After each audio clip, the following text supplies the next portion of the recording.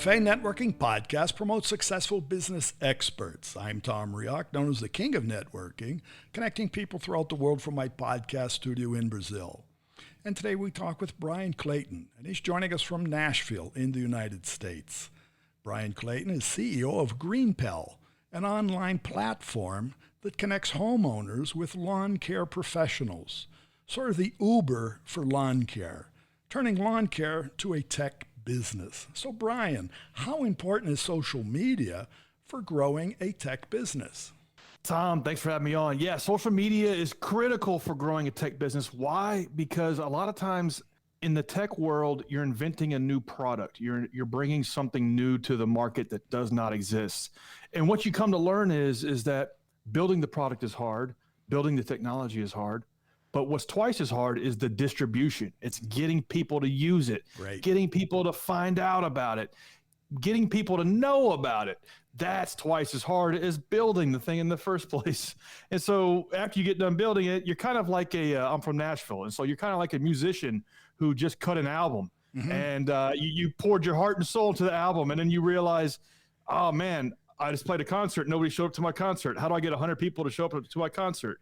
And so you got to go out and find people, and you got to go out and reach people. And social media is a great way to do that. That's how we got our first 100,000, maybe even 10,000 customers, was through social media, particularly Facebook and Facebook groups. Right. Is where we on a local level is where we connected what GreenPal does, which makes lawn mowing as easy as pushing a button, get you hooked up with a great lawn care company in 60 seconds. And that's what we do. And people hang out in Facebook groups, and they would always ask, how do I need a lawn mowing service near me in Nebraska or Lincoln, Nebraska. And we would say, hey, check out GreenPal.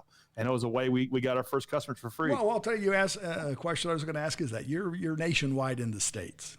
What you That's offer correct, yeah. is a service, and when you say your client, the end user is the homeowner who has grass on his lawn, right?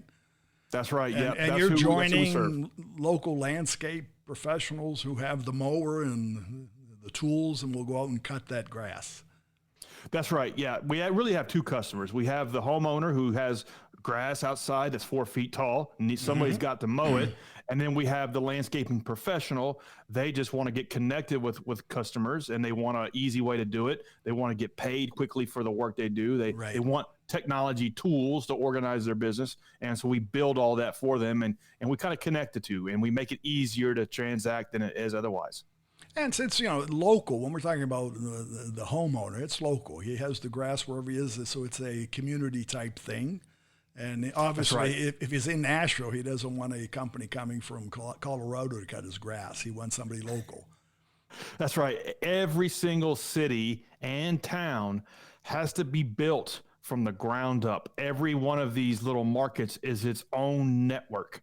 And you're right. If you're in Nashville, you don't care how many lawn care services there are in Seattle on the platform, and vice versa. Every single nook and cranny of the country has to be built from the ground up, kind of like Uber. And when Uber was getting rolling, they had a street team that went out and rolled out these cities, and we've had to do the same thing. It's taken us a decade to get here, but now we're around 300,000 people using the app to get lawn mowing.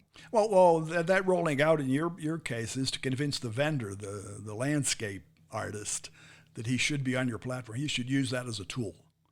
That's right. Yeah, that's a big part of it. It's you have this chicken and egg problem, and so you have to get suppliers on, and then you have to market to consumers, and then you make the matches, and you kick off the flywheel, and so that's the part of the recipe of rolling it out to cities and towns is we first need to get a handful of suppliers, of vendors, of lawn care professionals. And a lot of that is manual, is hand-to-hand combat. It's reaching out to them off of Craigslist or Facebook or Yelp and pitching them on the idea of, hey, there's a platform where you can get 100 customers in your first year of business. Right. It's free to use. Check it out. And then we kind of tee them up so consumers can hire them for their lawn mowing. So that, in that sense, and when you're a professional, you talk about lawn mower, it could be a painter, it could be anything. You're out there cutting grass. You don't have time to do your own marketing. When the sun shines and after the rain, you got to cut the grass. You can't go out and look for clients. That's exactly right. It's a hard livelihood. You wake up before the sun comes up every day. You're sharpening lawnmower blades. You're getting your equipment ready, and then you go out and you mow yards till dark. And then at night, you sit at your kitchen table and you do bookkeeping and you make out your schedule for the next day. And then you go to bed pissed off because half of the people you mowed grass for didn't pay you. And now you got to go hassle them to pay their bill. Remind them, right. And you get stiffed on a lot of work. You don't get paid for a lot of work that you do as a lawn mowing professional. And so it's our job as a platform to solve these problems for landscaping pros, to make it easy for them to run their business, plug in. Then all they have to do is just show up and do a good job, and we take care of the rest for them. But also on the homeowner side, you're obviously offering professionals who are highly recommended. It's quality service. That's right. As a consumer, you have as many problems, but they're different. Hiring a lawn care service is a pain in the neck. It's hard to find these pros. It's hard to get them on the phone because they're mowing grass. Right. It's hard to know which ones are good and which ones aren't. And then if you schedule them, maybe they show up, maybe they don't. The case of the disappearing lawn guy is very real. It's like they say, okay, I'll be there Thursday, and then they just fall off the face of the earth. And so it's our job as the platform to modulate these lawn care services and hold them accountable to, if you submit a quote for Tom's yard on Friday, you better be there on Friday because you're going to be scored and you're going to be ranked based on that in the platform. And so kind of holding them accountable is how we deliver that consistent service for homeowners. Kind of like when you order an Uber, the Uber shows up. When you order a lawn care service on GreenPal, they show up. Well, I'm looking at your site right now, and for our listeners, I see at this moment, you have 8,552 people who have booked a mowing today. So it's a dynamic type, business. It's fluid.